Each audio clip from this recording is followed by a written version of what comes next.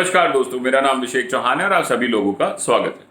दोस्तों, मुझे काफ़ी लोग रिक्वेस्ट करते हैं कि हम छोटे शहर में रहते हैं, हमारे अगल बगल में सिनेमा हॉल नहीं है, हम यहाँ पे एक सिंगल स्क्रीन खोलना चाहते हैं। तो आज मैं उस वीडियो को बनाने जा रहा हूँ। It is going to be a 4 part, 4 part का ये वीडियो होगा और उसमें मैं अलग अलग आपको चीज़ों के बारे में बारीकी से बताऊंगा। तो ये पार्ट 1 है और मैं सब्सिक्वेंटली पार्ट 2, पार्ट 3 और पार्ट 4 भी इसका आ जाएगा बहुत जल्द। और आप इसको देखिए और आपको अगर सिनेमा हॉल खोलना है और आपको जानना है तो आप ये वीडियो में देखते रहें और बने रहें। Thank you.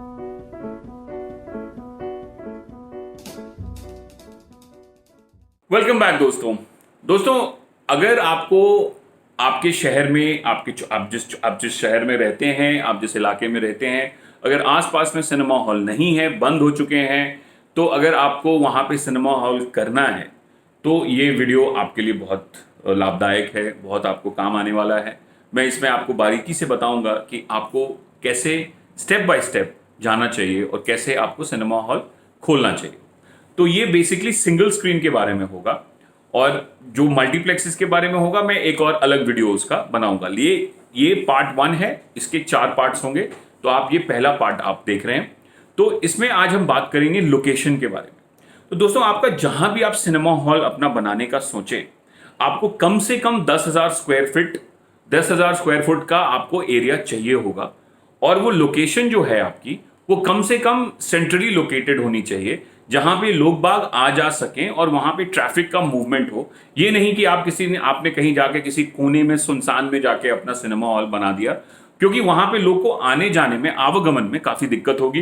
पब्लिक ट्रांसपोर्ट भी वहां पे रेगुलरली आना चाहिए ताकि लोग वहां पे पहुंच सकें आराम से, बिना अपने सेल्फ ट्रांसपोर्ट के भी लोग आ सकें। आप ऑटो हो, रिक्शा हो, बसेस हो, जो भी आपके शहर में पब्लिक ट्रांसपोर्ट है वो वहां तक आराम से आए, वो एक पब्लिक ट्रांसपोर्ट का रूट पे हो ताकि वो लोग वहां पे आ जा सकें आराम से। तो इससे आपको क्या होगा कि फुटफॉल्स में आपको दिक्कत नहीं आएगी। Once you selected your location 10,000 square foot का, आपको उसके बाद में अपने स्टेट के हिसाब से, जिस भी राज्य में आप रहते हैं, वहां पे आपको बिल्डिंग बायलॉज होते हैं वहां के। तो बिल्डिंग बायलॉज आपको वहां पे पढ़ने होंगे और हर एक स्टेट के अपने स्पेसिफिकेशंस होते हैं कि आपको सिनेमा हॉल, अगर आपने 10,000 स्क्वायर फुट लिया है तो उसमें सिनेमा हॉल कितना बड़ा होगा, उसमें आपको पीछे कितनी, बिल्डिंग के पीछे जगह छोड़नी होगी, साइड में कितना छोड़ना होगा, पार्किंग के लिए कितना छोड़ना होगा। तो उसको आपको एक आर्किटेक्ट के साथ बैठ के आपको उसका एक अपना नक्शा, प्लान बना लेना होगा। यहां पे मैं आपको इतना जरूर बताना चाहूंगा कि जो भी आप आर्किटेक्ट चुने, उनको आप कम से कम ये जरूर समझाएं कि जो आपका ऑडिटोरियम है उसकी चौड़ाई कम से कम 45 से 50 फुट की होनी चाहिए। और यहां पे काफी छोटे शहर के सिनेमा मालिक गलती करते हैं कि वो अपना सिनेमा हॉल को छोटा कर लेते हैं, 20 फुट, 25 फुट, 30 फुट का स्क्रीन बनाते हैं।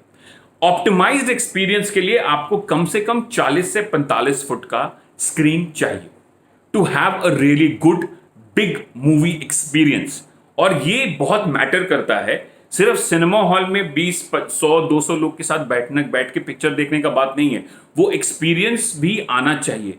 तो कम से कम 40 फुट का आपका स्क्रीन होना चाहिए। तो उसी मुताबिक आप अपनी ऑडिटोरियम को डिजाइन करवाएं।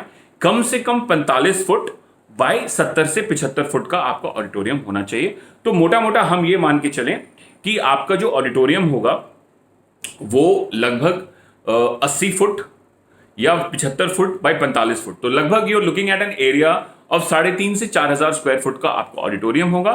2,000 स्क्वायर फुट में आपकी लॉबी और आपके टॉयलेट्स वगैरह आ जाएंगे इसमें। तो 6,000 स्क्वायर फुट आपको बिल्डिंग में जाएगा और बाकी 4,000 स्क्वायर फुट आप बाहर छोड़ देंगे। वो आपको काम आएगा पार्किंग के लिए, एंट्री के लिए, एग्जिट के लिए, और भी कुछ अगर आप वहां प्लान कर सकते हैं तो you can plan and go head and plan it. उसके बाद दोस्तों हम आगे बढ़ते हैं कि आपको जब आपका नक्शा बन जाएगा तो आप अपने लोकल अथॉरिटी में, अपने डीएम्स ऑफिस पे, कलेक्टेरिएट में आपको जाके उसमें अप्लाई कर देना होगा कि मैं यहाँ पे सिनेमा हॉल खोलना चाहता हूँ इस जमीन पे। ये जमीन हमारी है या मैंने लीज पे ली है, और ये रहे जमीन के दस्तावेज, ये रहे जमीन के टैक्स टोकन्स, ये रहा मेरा अग्रीमेंट, ये रहा मेरा नक्शा, और ये रहा मेरे सारे कागज, और मुझे सिनेमा हॉल खोलने का यहाँ पे परमिशन दिया जाए। Once you submitted your plans, you can go ahead and you can start making your cinema. अपने आप सिनेमा को वहां पे आपने जब आपका नक्शा अप्रूव हो जाएगा तब आप जाके वहां पे अपना सिनेमा बनाने लगेंगे। और सिनेमा जब आपका कंस्ट्रक्शन शुरू हो जाएगा तो सिविल वर्क होगा। तो दोस्तों सिविल वर्क जो होगा आपका, वो बेसिकली आपको, जैसे मैंने बताया कि आप 6000 से 6500 स्क्वायर फुट के आसपास का आपका कंस्ट्रक्शन होगा। तो सिनेमा हॉल में जो जो आपका ऑडिटोरियम का छत जो होगा दोस्तों, वो ढलाई, मतलब जैसे वो सीमेंटेड या कंक्रीट का नहीं होता है, वो हम उसका मतलब जो नॉर्मल जो टाटा के शीट्स वगैरह आते हैं वो आजकल यूज हो रहे हैं, तो उसमें आपके पैसे बच जाते हैं। तो you don't have to really go ahead and do that. So वहां पे आपका बच जाता है। तो लेकिन अगर फिर भी अगर हम पकड़ें तो आपको मोटा मोटा 1000 रुपए से 1200 रुपए के आसपास स्क्वायर फुट आपको सिविल वर्क का, कंस्ट्रक्शन का कॉस्ट आएगा। तो मैं मानता हूं कि लगभग 80 लाख रुपए के आसपास, या बहुत अगर आपके शहर में महंगाई है या फिर लेबर एक्सपेंसिव है या आपको टाइम ज्यादा लग जाता है तो बहुत होगा, तो सिविल वर्क कंप्लीट करने में आपको 1 करोड़ के आसपास आपको बेंचमार्क करना पड़ेगा। और बगल के लोगों को, बगल की चीजें को, जैसे पार्किंग एरिया हो उसको ठीक करना होगा, वहां पे आपको इलेक्ट्रिकल रूम एक बनाना पड़ेगा। तो आप सिविल वर्क के लिए 1 करोड़ रुपीस आप एयरमार्क कर लें। अगर आपको अपॉर्चुनिटी मिलती है, और मैं आपको ये एडवाइस भी करूंगा कि कोई बंद सिनेमा हॉल ऑलरेडी पड़ा हुआ है आपके शहर में और आपको वो लीज पे मिल रहा है, तो go ahead and take it. आपके ये पैसे बच जाएंगे, हाँ, लेकिन आपके रेंटल इनकम्स, रेंटल आपको लगने लगेगा। तो that is a choice that you have to make. तो once your civil work is done, then you will have to go ahead and start doing the interiors, और वो करने लगेंगे। तो इस वीडियो में मैं आपको यहीं तक बताऊंगा। अगले वीडियो में हम बात करेंगे आपसे ऑडिटोरियम के इंटीरियर्स वगैरह वगैरह के बारे में। I hope you like this video, I hope this has been informative for you. आगे फिर दूसरे पार्ट में आप जरूर इस वीडियो का पूरा देखिए। Thank you.